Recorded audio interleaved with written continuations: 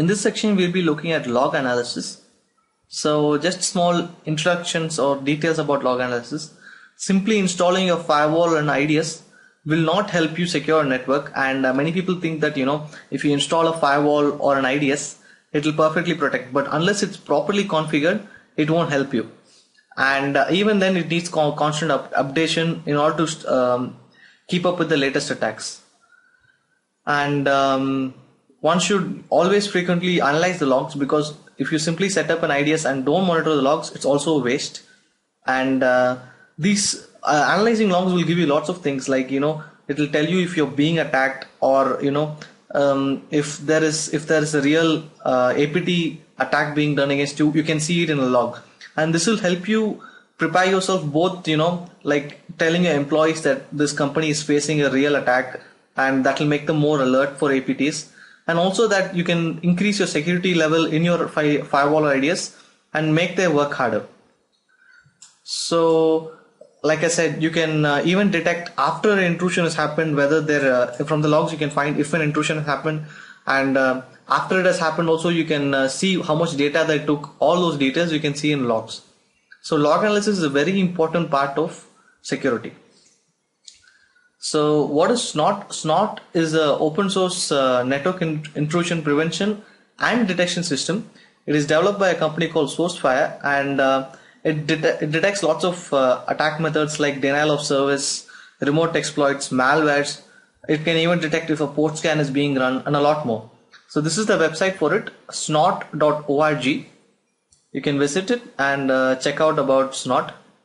So SNOT rules are very simple, and they analyze packets that come in, and you can choose whether they have to be logged or they should be ignored. So this is a simple rule for alerting if there is a ICMP packet from any IP address to any IP address, and if this ICMP packet is sent, then the message that needs to come in the log. So the message will be ICMP packet. So it's as simple as that. So this is what a sample log looks like. So you can see the alert for a ICMP packet over here, from which IP to which IP, what time, all those details over here.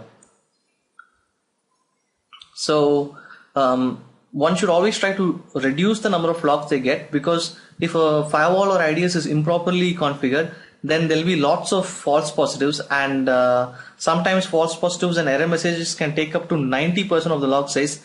And usually what happens is that if the log size is too big, then the real attacks get shaded over in comparison. So there will be like 20,000 logs for false positives, and there will be 2 real attacks. But because there are 20,000 false positives, you will probably miss out on the 2 real attacks. So it's always best to reduce the number of logs. So optimization when it comes to firewall logs and IDS logs is that they need to be configured taking into account the network infrastructure. So based on what type of network you have, you should have rules according to that. And take for example, a Windows exploit is being run against a Linux machine. Then analysis of that log should have a low priority than something else. So let's look at an example of that. So let's consider this network setup. The attacker is in an external network over here. There is a firewall and IDS, and on this side there is the internal network. So there is a Ubuntu server over here. There is a user computer. There's a user computer. So one is Windows 7, one is Windows XP, and another one is Ubuntu. So Linux, Windows. So let's look at different attacks. Let's look at scenario 1.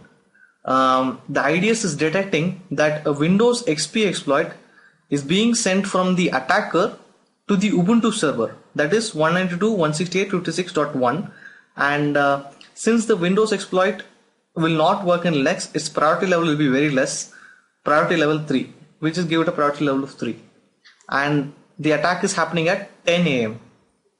Let's look at the next attack at 10:30 AM. Scenario 2. The attacker is running a PHP myadmin exploit, is being sent from the attacker to the Windows 7 computer, and it is possible that the Windows 7 computer can run a web server and thus have PHP myadmin, but since it's not a web development server, it is it is less probability that it is actually having PHP admin. So, but it can still happen. So the priority level will be something like 5.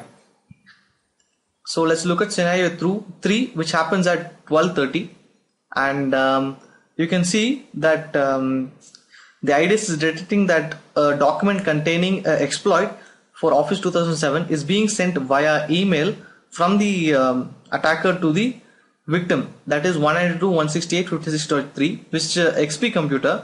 And if you know the details of the applications running in that computer and you know that it's running Office 2007, then it will be a very high critical, because the exploit is for 2007 and the Office version running is 2007. So this exploit will work. So the priority will be 9.5. So when you're setting up IDS rules and firewall rules, it's also very good if you know the applications running inside each one of these systems, so that if an exploit is being run for that application, you will put a higher priority for that. So let's look at the next scenario, scenario 4, which happens at 2 p.m. The IDS detects that an Internet Explorer exploit is being sent from the attacker to the 56.1 computer, which is a Ubuntu server. Since Linux does not natively support Internet Explorer, the probability that this IE exploit will work is very, very, very low. So the priority level will be 1. So let's look at how the log analysis will be done before optimization. So you can see first over here that Windows XP exploit is being detected, and this is a very this has a very low probability of working. This has a medium probability, this has a very high probability, and this is probably never going to happen. But before, just imagine these are not 4 logs, imagine these are logs between 20,000 different logs.